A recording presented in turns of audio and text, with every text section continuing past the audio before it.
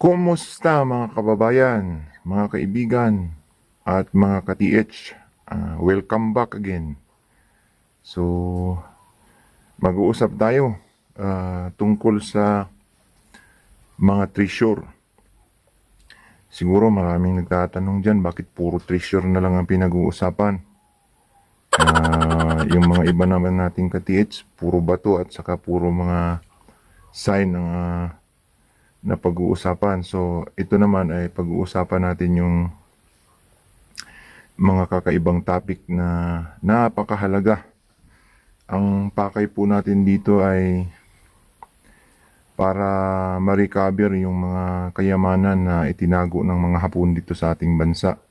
So, nagsishare po tayo, nagtutulong-tulungan tayo dahil karamihan po sa ating mga Pilipino ay naghirap, napakahirap ang buhay na napakayaman naman ng ating bansa. Marami sa ating mga kababayan ang nagsisipuntahan sa ibang bansa para lang magkapera at nangangamuhan na hindi naman karapat-dapat sapagkat ang atin pong bansa ay napakayaman at puno po ng kayamanan ng ating bansa sapagkat noong unang panahon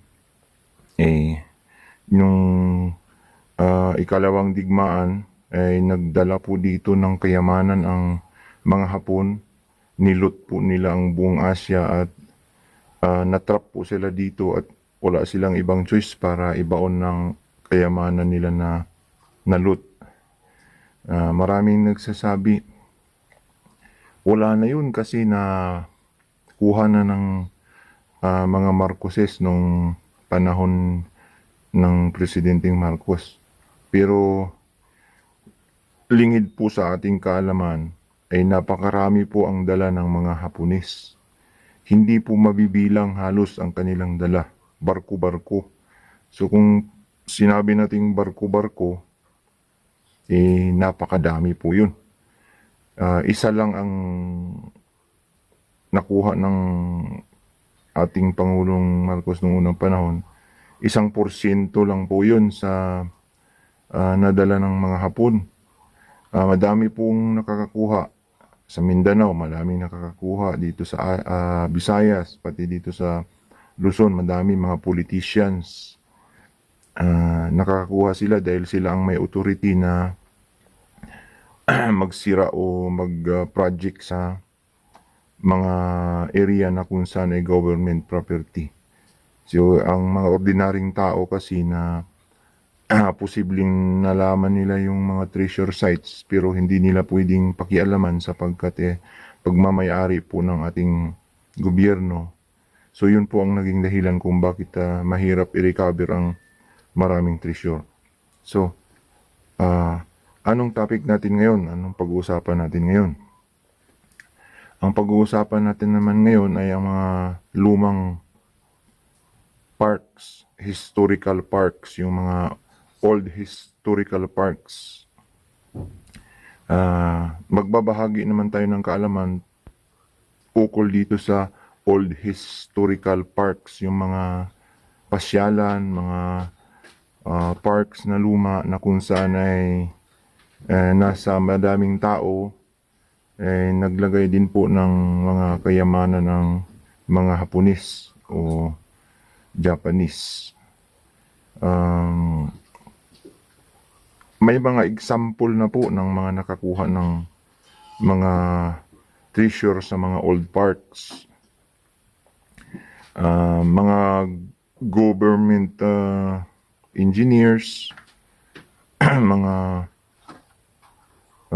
contractors na kung saan may mga project po sila na malalaki, ay karamihan po sa kanilang mga estilo ay nagtatayo sila ng mga establishment kagaya ng mga buildings, double purpose po, business, mga taong mga may kapangyarihan, sila po ang nagpo-project niyan at nakukuha naman po nila siguro yung iba naman ay bigo.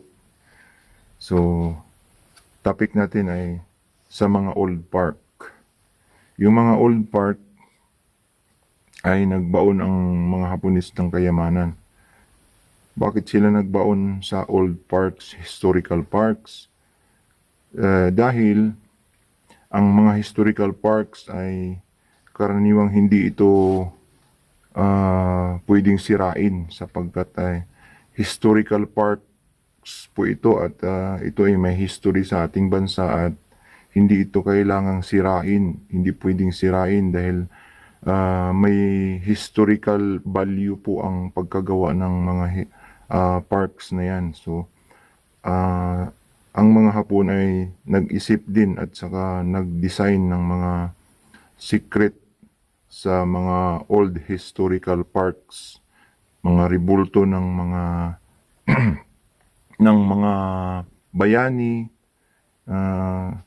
Example po niya natin yung mga sikat na rebulto na bayani kagaya nila Jose Rizal, Andres Bonifacio, Apolinario Mabini, kung sino-sino pang mga rebulto dyan na kung saan ay historical po ang pagkagawa. Diyan po ay nilalagyan ng treasure ng mga Hapones.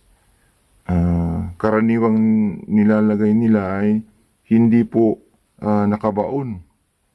Mismong sa ulo ng rebulto ng mga historical parks na yan na itinayo nila at saka mga upuan na kung saan doon nakaupo yung mga rebulto o nakakuan doon, nakalagay doon yung rebulto. Minsan doon nila inilalagay yung mga treasure. Minsan sa mata ng rebulto.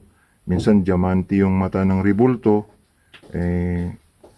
Hindi natin alam ng mga Pilipino na may nakatago palang mga treasure dyan sa mga rebulto na luma na kung saan nasa historical parks.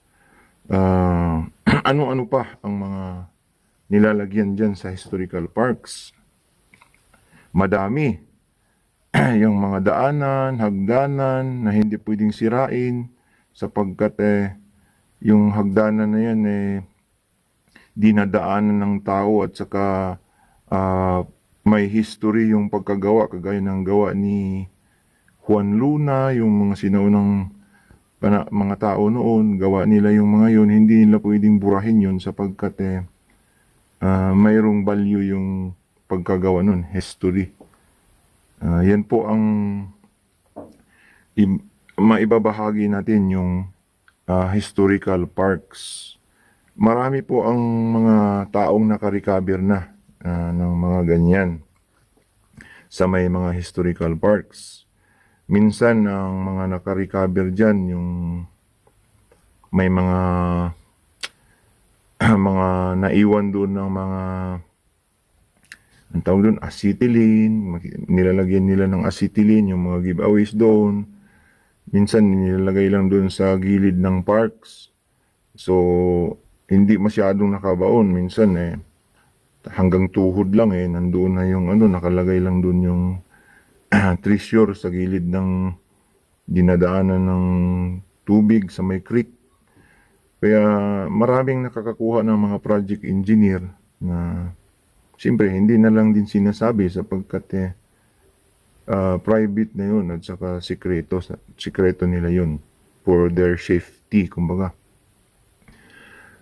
Mayroon ding mga nakakakuha ng mga coins, gold coins, silver coins, na ang iba ay drum dyan sa mga lumang park. Sa gilid ng parks, dyan sa may syudad, karamihan sa syudad, city ang mga old parks na ito. Pag sinabing city, madami kasi ang mga old park sa city, lalong-lalo na sa Metro Manila. Mayroong mga parks dyan na hindi pa nare-renovate sapagkat bawal nga itong sirain sapagkat historical. So yan po ang mga karagdagang kaalaman natin tungkol po sa Yamashita Treasure. Sana po ay nakadagdag tayo ng kaalaman sa ating mga kababayan para ma-recover nila yung mga treasure at meron silang idea. Kung mayroon po akong pagkakamali, tao lamang tayo at kung may pagkakamali, pwede pong i-correct ninyo ako sa comments. Kung mayroon kayong karagdagang maiambag, mag-ambag tayo at magtulong-tulungan tayo sapagkat tayong lahat ay mga nakatira sa Pilipinas. So, hindi tayo pwedeng magkanya-kanya. Dapat magbuo tayo ng isip na isa lang. Huwag tayong maging one-sided na hindi tayo tatanggap ng ibang opinyon. Tatanggapin natin lahat ng opinyon kung tayo po ay nasa stage ng kahirapan. Dapat tayo ay magtulong-tulungan para tayo po ay umunlad. So, kung mayroon akong pagkakamali, pwede ninyo akong i-correct sa comments. So, nagko-contribute lang naman po ako. Yung mga idea na yan ay based on story. Parang may mga basihan yan, may mga nakakakuha na yan. So, kung mayroon man akong nasabing medyo hindi angkop or hindi tama, nagkamali, siyempre tao lang tayo. So, maraming salamat po sa panunood at huwag niyong kalimutang mag-subscribe para mapanood nyo pa ang aking mga susunod na mga video.